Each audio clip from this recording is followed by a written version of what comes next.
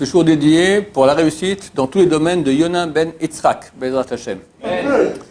Alors, dans un cours précédent, j'ai parlé de la nécessité, l'importance de se sanctifier. Et sanctification, c'est numéro 1, s'éloigner du monde féminin. Au niveau des regards, au niveau de la parole, au niveau des pensées, au niveau du contact physique, évidemment.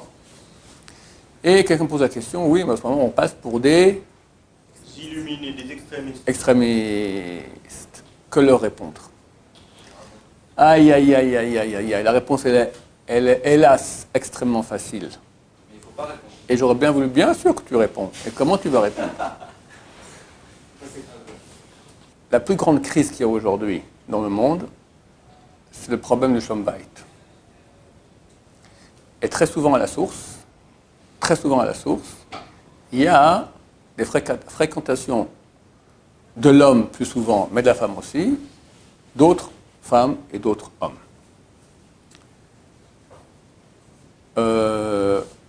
Dans le monde non religieux, c'est extrêmement fréquent. Dans le monde religieux, il y en a aussi beaucoup moins, mais il y en a. Et il est clair que lorsqu'un homme a trompé sa femme, ou une femme a trompé son mari, on peut dire que le couple est déjà très, très, très piégé, miné. Il y a de fortes chances qu'il ne pourra pas faire long feu. C'est une vraie trahison, c'est une chose terrible. Il y en a qui m'ont écrit à ce propos, leur vie est un enfer, toute leur vie. Des fois, des femmes ont trompé leur mari, une seule fois, et le mari ne sait pas, et la femme vit un enfer des dizaines d'années. C'est intolérable, c'est terrible. Et très souvent, ça part en divorce, terminé. Comment ça commence? Comment ça commence? Un mari, il aime sa femme, et la femme aime son mari. Donc, comment ça commence? Par le fait que, dans les relations avec les autres femmes et autres hommes, c'est trop léger, c'est trop proche. Alors, on rigole, et on rigole, et on rigole ensemble, et on va manger ensemble, des fois on part en vacances ensemble, et hop, c'est arrivé. Le Rav, une fois, j'ai entendu le Rav, il travaille avec nous dans un séminaire, le Rav Ben Chitrit, il m'a dit, regarde, un couple est venu comme ça, qui sont partis en vacances, c'est arrivé. Alors, ils ont dit, on a fait ça, puis après, c'est arrivé. C'est la troisième personne, c'est pas nous on a fait, c'est arrivé, d'accord? Mais c'est vous. C'est arrivé, c'est vrai, c'est rare. Mais comment? Par le manque d'éloignement, le manque de...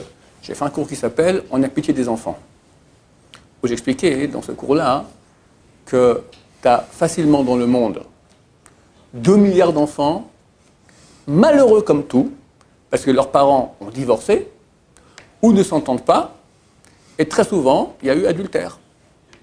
2 milliards. 2 milliards. Et combien d'enfants dans le monde? 2 milliards et demi, 2 milliards et demi, 3 milliards. Tu as bien 2 milliards d'enfants malheureux parce que les parents ne s'entendent pas, ou se sont trompés. J'ai un copain, juif, Baal Tshuva, mais avant, il vivait comme un goy. Il m'a dit, je ne connais pas une femme mariée qui n'a pas trompé son mari. Bon, c'est dans le milieu dans lequel il était. Mais, comprenez, ce n'est pas marqué partout que j'ai fait l'adultère. C'est des choses qui sont cachées. Mais il y en a beaucoup, beaucoup, beaucoup. Et c'est un malheur terrible.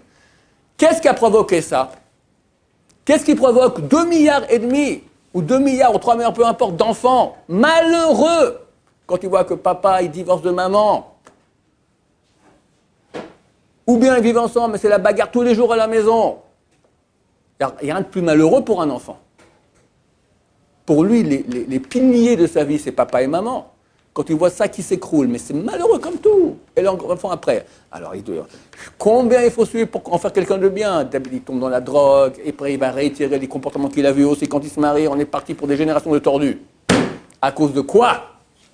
C'est tellement important de serrer la main à une femme. La Torah dit non, tu t'éloignes.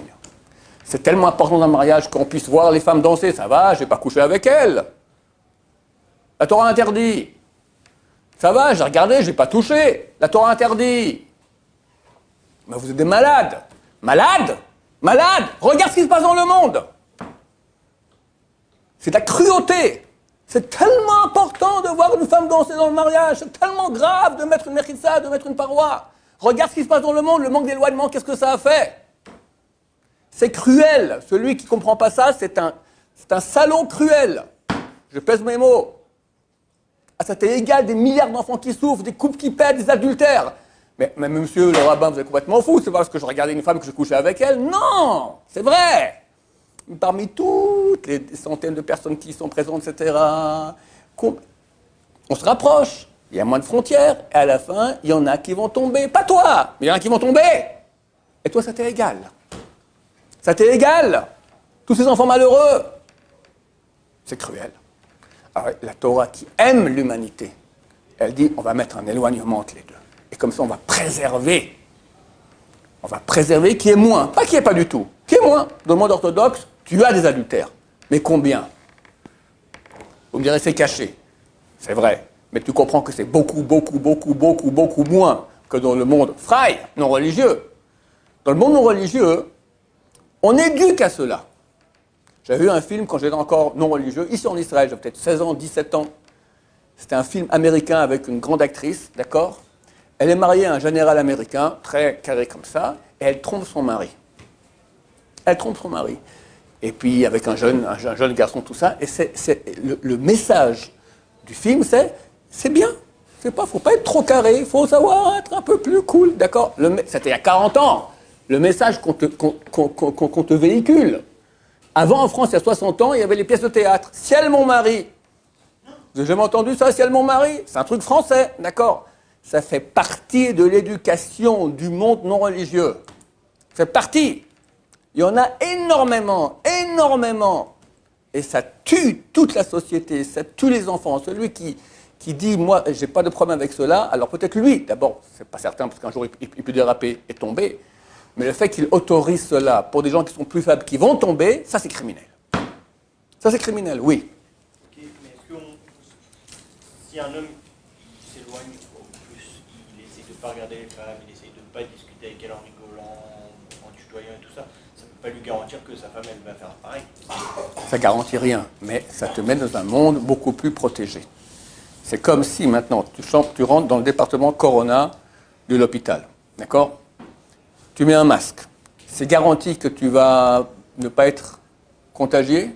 C'est pas garanti. Mais quand tu mets le masque, tu as beaucoup moins de chances d'être contagié, n'est-ce pas? Non. Tu as moins de chances. Le masque, c'est pour éviter de propager. De propager, ok. D'accord? Alors, propager. Les gens demandent aux malades de porter le masque. Tu as moins de chances d'être contaminé? Tu as moins de chances. Les sages d'Israël, ils vont mettre des barrières. Ce n'est pas du 100 000%. Mais ça fait que, vu que dans le monde orthodoxe, il y a un éloignement naturel, donc c'est beaucoup plus dur d'être en contact avec une femme.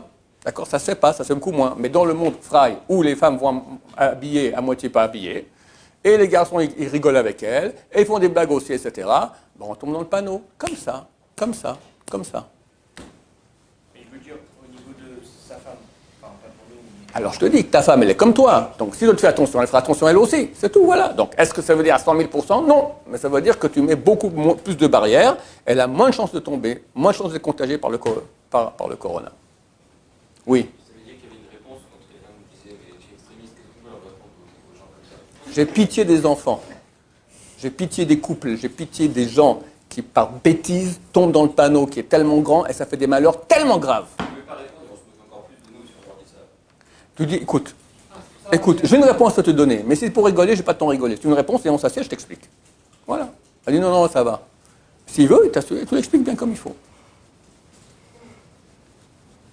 Et il n'y a pas de réponse à ça. Parce que j'ai raison. Parce que j'ai commencé mon cours. C'est dommage que c'est tellement facile de répondre. Regarde quelle société tu te payes. C'est la catastrophe. C'est la catastrophe. C'est le déluge, c'est terminé. Tout ça à cause de ça. Du rapprochement entre le monde masculin et féminin. Alors, quelqu'un de sensé, intelligent, qui veut le bien de l'humanité, il ne va pas dire éloignez-vous. Non, on n'est pas extrémiste. Argument bidon, argument idiot, argument qui n'a rien à dire. On n'est pas extrémiste. Complètement idiot. Oui. Plus grave. Plus grave. Combien de cousins sont tombés amoureux de leur cousine? Hein? Hein? La tante, c'est un tout petit peu moins grave. Bien que la relation avec elle est beaucoup plus grave. Non, mais par exemple, le faire un Interdit. Moi, par exemple, ma mère, elle m'a dit, si tu rentres en France après les Shiva, les mauvais temps sont un peu légères, et qu'elle vient te faire la bise, tu leur dis pas non. Regarde, je sais plus comment on fait. Expliquez-moi. Kiboudave, c'est marqué. Honore ton père et ta mère, je suis Hachem. Pourquoi c'est marqué je suis Hachem? S'ils te disent de transgresser ma Torah, tu ne les écoutes pas. Tu m'écoutes à moi. Parce que eux doivent m'écouter à moi aussi. Donc on n'écoute pas les parents pour rien au monde, ça va contre la Torah. Faire la bise à une tante, mais jamais de la vie. C'est Yarek Balé à avoir. Me se faire tuer que de faire une chose pareille d'après la Torah. D'accord? Alors tu écris, hein, tu envoies maintenant, aujourd'hui, un mail à tes tantes, tu leur dis, chère tante que j'aime tellement. Vous savez que je suis allé à l'Yeshiva, j'ai pris des nouvelles, des nouvelles. Je te dis comment il faut faire, et c'est comme ça que ça marche. Parce que quand elle viendra te faire la bise, tu lui diras non, ça va faire un hurlement terrible, ça va faire un scandale. Écoute ce que je te dis parce que j'ai l'expérience. D'accord? T'écris encore aujourd'hui. Chère tante que j'aime beaucoup, je vais vous dire un message du fond de mon corps, je vous adore. Et si je pouvais, je vous prendrais dans mes bras, je vous embrasserais, et vous embrasserais poliment, bien sûr, d'accord? Mais la Torah m'interdit. Alors je précise maintenant que c'est fini, je deviens chemin des guillages, pour elle, je ne plus vous faire la bise. C'est pas parce que je ne vous aime pas, je vous adore, et je sais que vous êtes tellement intelligente, vous m'aimez tellement, vous êtes tellement compréhensif, que vous comprendrez cela avec compréhension, et je vous remercie d'avance. Voilà, elle va appeler ta maman, lui dire qu'est-ce que arrive ton fils, tout ça, et quand elle le verra, ça ira très bien. Si tu ne fais pas comme ça va hurler. Tu m'entends? Hurler. Grand-mère, il n'y a aucun problème. Aucun problème, grand-mère, les petites filles. Oui. Une sœur, ici à la maison, on va dire qu'il y a une piscine. On va aller à la piscine avec notre sœur. Non. Quel âge a ta sœur? On va dire qu'elle a 17 ans, on va dire. Non, on évite. On évite. Ta sœur, t'es sûr de ta carrière, du coup, t'es sûr de ton 100%. Tu sais combien de gens m'ont écrit qu'ils ont couché avec leur sœur? Ah, mais là, c'est fou, ça. C'est des fous? Écoute-moi bien, écoute-moi bien. Je vais aller poser cette question-là au Rav Benson Abba Shaul. Tu m'entends? Je vais aller poser cette question au Rav Benson Abba Shaul. Et il m'a dit non. Je lui ai dit, mais la sœur, c'est pas grave. Il m'a dit aujourd'hui. Là, ce matin, quelqu'un me pose la question, il a couché avec ses deux sœurs. Il demandait un tikkun. Tu crois que c'est pas courant? C'est très courant. Je te dis combien de gens je connais qui m'ont écrit, c'est très courant. Chazal, on dit non, on ne joue pas avec le feu, point barre, terminé. Tu me diras, ce sont des maboules, on s'en fout. On ne regarde pas maintenant toi ou moi, on regarde la société, d'accord? C'est interdit pour le bien de la société. La société. Mais pour la société, c'est minime aussi. C'est pas minime. C'est pas minime du tout. Mais c'est très courant. C'est très courant. T'es pas au courant. C'est très courant, je te dis. Habibi, c'est ça qui fait. On est très peu de juifs aujourd'hui. Par rapport à ce qu'on aurait dû être aujourd'hui, on aurait dû être des millions de millions de millions. Ils sont partis comment, tous ces millions qui sont assimilés? Comme ça. On coupe un peu. À la fin, les petits-enfants, ils sont complètement out. Ils sont en étant extrémistes, que les gens appellent extrémistes ou ultra-orthodoxes, d'accord? Cette invention des journalistes. Ça n'existe pas orthodoxe ou pas, d'accord? C'est quoi ultra? Tu connais ultra? C'est un qui n'est pas orthodoxe, il est rien, il est misero, il est je sais pas ce qu'il est, il est réformiste. Il y a orthodoxe, d'accord? Ça veut dire ce que dit la Torah. La Torah dit, on t'aime. On veut, à cause de ça, on te demande de t'éloigner du monde des femmes pour que tu vives bien. Et il n'y a pas de problème. Regarde, moi j'ai marié mes 8 enfants. Donc j'ai des khatanim, j'ai une kala, etc. D'accord? Maintenant, on les reçoit. S'il n'y a pas la pudeur minimale, ben, un garçon marié à ma fille peut regarder une autre fille, qui n'est pas sa femme, et une femme peut regarder un khatan, un mari. C'est très facile, c'est très facile. Et tu sais combien de malheurs pareils ça arrive? C'est énorme. Donc on va éduquer nos enfants à être des gens bien, pas idiots, que une bonne famille se cache comme ça, d'accord? Mais une réserve. Cette réserve-là, elle fait qu'on crée des familles idéales, sympathiques, qui s'entendent, et il n'y a pas le risque de. Combien c'est terrible pour un mari que chaque fois il doit avoir peur que peut-être sa femme le trompe, ou la femme pense que peut-être son mari le trompe. Mais c'est affreux de vivre comme ça. Si on voit que dans son comportement type, il est réservé, elle est réservée, il n'y a aucun doute, terminé, tu n'as pas de pensée pareille. C'est que du bien, c'est que du bien. Les gens qui ne veulent pas le faire, c'est des gens qui n'ont pas compris l'importance de la chose, et pour des raisons d'une futilité terrible, on n'est pas extrémiste, ils passent à côté de l'essentiel du peuple juif, l'essentiel qui fait qu'on continue à être juif, nous, nos enfants, etc. C'est tellement beau la Kedusha, c'est tellement beau que tout va bien, qu'il n'y a pas de problème de ce genre-là. Enfin, c'est pas compliqué, c'est pas extrémiste, c'est la beauté. Baruch Adonai, l'olam, amen, amen.